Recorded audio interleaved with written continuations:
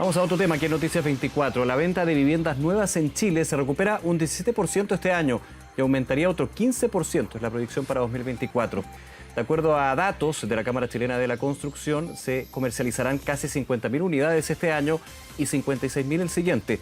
Cifras que en todo caso son inferiores al promedio anual de 60.000 unidades en los últimos 10 años. Vamos a profundizar en estas cifras, para eso nos acompaña el gerente de Estudios y Políticas Públicas de la Cámara Chilena de la Construcción, Nicolás León. Nicolás, gracias por acompañarnos. ¿Qué tal? Buenas tardes. Buenas tardes, Nicolás. Muchas gracias a ustedes por la invitación. Nicolás, han cambiado el minuto presente, digamos, pero por sobre todo las proyecciones en términos de ventas que ustedes tienen como Cámara Chilena, o hay una constante que habla de una recuperación, por ejemplo? Sí, la verdad es que hemos ratificado las mismas proyecciones que nosotros teníamos, de hecho, a principios de este año, que es un aumento, tal como tú decías en la introducción, de un 17%. De hecho, si uno mira las cifras en comparación del primer y segundo trimestre en comparación con el año anterior, ya tenemos un aumento de un 14%, digamos. Entonces, esa diferencia se explica sobre todo porque el año pasado fue un año bastante malo, digamos, ¿no?, en comparación con las cifras históricas, tal como usted señalaba en la presentación. Claro, hay un tema, evidentemente, si nos trasladamos a lo que fue el año pasado, no es necesario entrar tanto en detalle en los factores, digamos, pero eso generó un año muy malo en términos de lo que ha sido la tendencia del mercado inmobiliario en los últimos 10 y quizás extendiendo un poquito más, digamos. Sí, hubo condiciones que tuvieron la demanda muy contenida, digamos, claro, ¿no? Hay condiciones, por ejemplo, sobre todo lo que tuvo que ver con el aumento de los créditos hipotecarios y de los dividendos, digamos, ¿no? Entonces, en el fondo, muchas familias quedaron fuera de la posibilidad de comprar una vivienda porque los aumentos de la inflación, de la tasa de política monetaria, también incluso del acortamiento de los plazos, hicieron que todo eso afectara a que los dividendos fueran creciendo.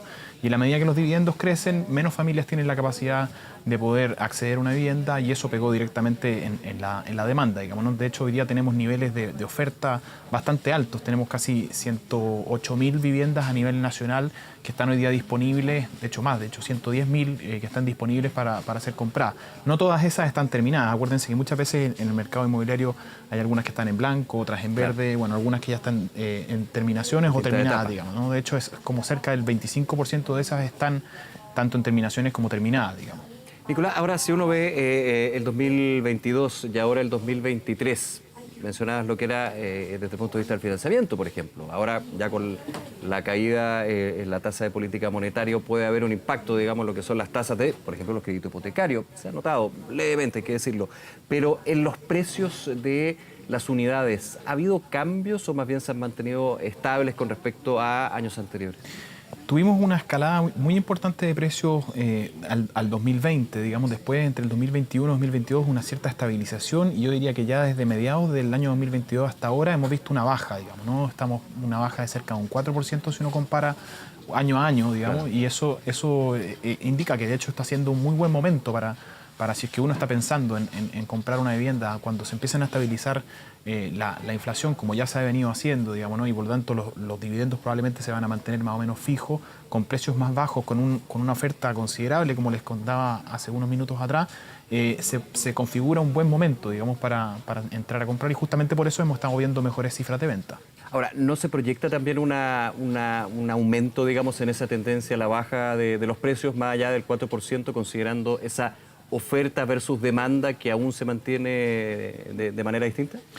Lo que pasa es que el mercado ya ha estado reajustando y ajustando, entonces en el fondo eso es difícil de predecir, digamos, pero sí, de hecho, tuvimos en un principio cerca de 32, 34 meses para poder agotar todo el stock disponible. Hoy día ya estamos en cifra de 26, 25 meses necesarios para poder agotar. O sea, eso significa con la velocidad de venta actual y la oferta que existen más o menos 2 años de oferta, digamos. Entonces, probablemente esto va a tender a estabilizarse en la medida que los números que nosotros estamos proyectando, un aumento de un 17 este año, un aumento de un 15 el próximo año, se vayan cumpliendo, si es que las tendencias macroeconómicas se estabilizan como lo comentábamos. Es bien interesante ese dato. Hay 2 años de oferta en términos de viviendas. Ahora, en base a ese dato, uno podría pensar que nuevos proyectos inmobiliarios podrían ir decreciendo, menos proyectos inmobiliarios, justamente porque hay no una sobreoferta, pero sí una oferta que podría ser absorbida, digamos, en el plazo de 2 años. Absolutamente. De hecho, eso es justamente lo que ha pasado. Si uno mira las cifras de permisos de edificación, están más bajos desde que se tiene registro. De hecho, ya llevamos más de 30 años las cifras actuales, si uno las compara, es la más baja en los últimos 30 años, digamos, de permiso de edificación. Eso adelanta que se están haciendo menos nuevos proyectos, digamos, ¿no? Y eso obviamente va a tener impacto en la futura oferta, ¿no? Hay que liquidar de alguna manera el stock que se tiene antes de iniciar nuevos proyectos, y eso es el impacto que se ha tenido sobre todo en la inversión en construcción. Hablaban, de hecho, en la nota anterior a propósito del tema de empleo, digamos. Sí. La construcción, de hecho, ha perdido del orden de 60.000 empleos, digamos, en el último año, y eso justamente por esta misma razón, porque en el fondo se están iniciando muchos menos nuevos proyectos, no solamente en el área inmobiliaria, sino que también en lo que tiene que ver con infraestructura.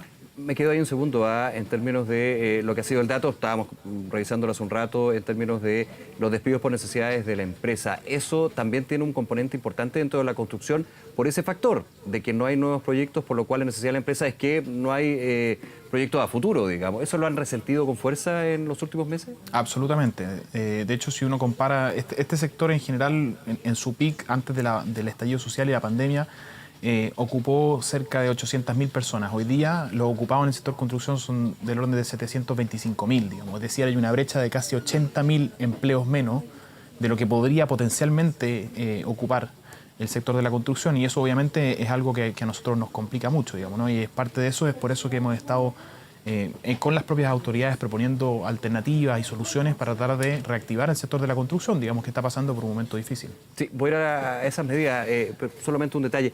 ¿Cómo proyectan también lo que va a ser el mercado laboral en términos de la construcción? Aquí hay que verlo también desde un aspecto bastante más amplio para lo que es el rubro, desde lo inmobiliario, pero también desde la infraestructura, que tiene un peso bien relevante ahí. Sí, de hecho, 2/3 del total de la inversión en construcción es más bien infraestructura. El otro tercio es más bien el lado de vivienda, digamos, y eso siempre tiene dos componentes, la componente más bien privada y la componente pública, digamos, ¿no? La vivienda social y el mercado inmobiliario en el caso de vivienda, por ejemplo. ¿Y cómo proyectan ustedes lo que es la situación del empleo en la construcción?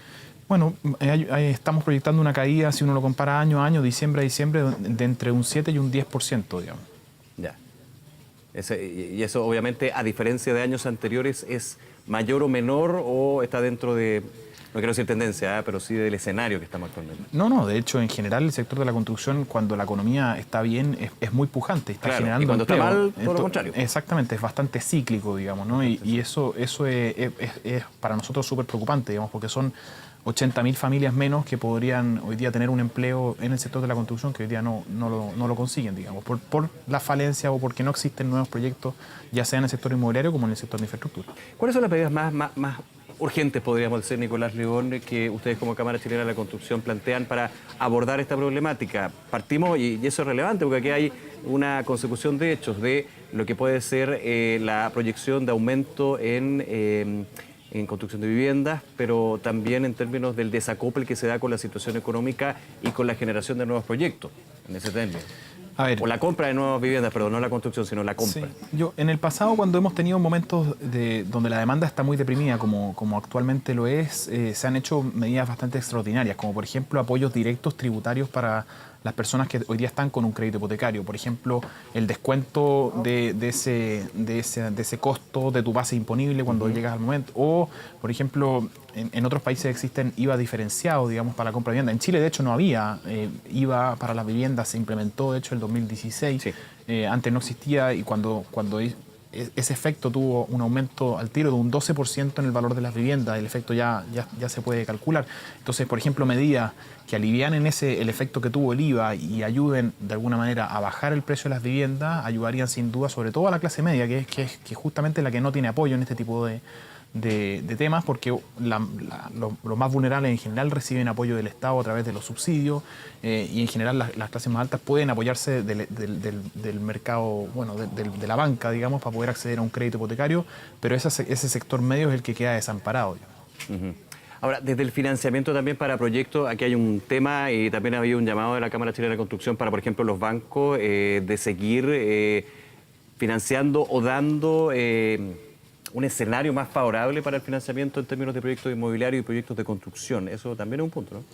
Sí, ahí han habido algunos avances, que es el trabajo que se hizo el año pasado con el gobierno a propósito de este FOGAES, que son garantías especiales, en este caso para la construcción, y de hecho nosotros estamos haciendo, dentro de las 25 medidas que propusimos la semana pasada está también el fortalecer ese mecanismo para poder extenderlo, ampliarlo, digamos, porque en el fondo estaba solamente pensado durante un año. En cambio, este ha sido un tema que se ha mantenido, digamos, y que creemos que configura un escenario que necesita de un apoyo para poder iniciar nuevos proyectos. Digamos, si las empresas hoy día siguen complicadas, digamos, desde el punto de vista de su financiamiento, probablemente no van a iniciar nuevos proyectos hasta que resuelvan esos problemas también, digamos, y eso no es bueno para Chile.